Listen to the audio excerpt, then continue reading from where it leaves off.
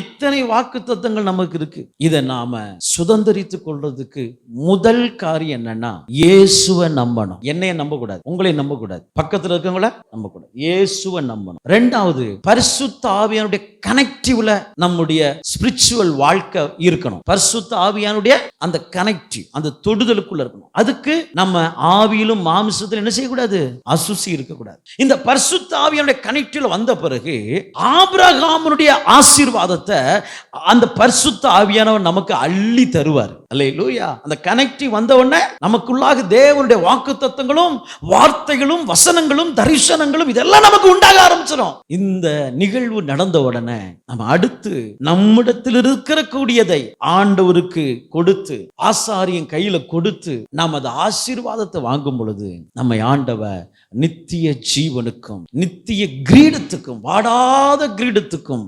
சுதந்திரவாளியாய் கத்த நம்மை நடத்துவார். அந்த மேன்மையான ஸ்தானத்துக்கு கொண்டு போவார்.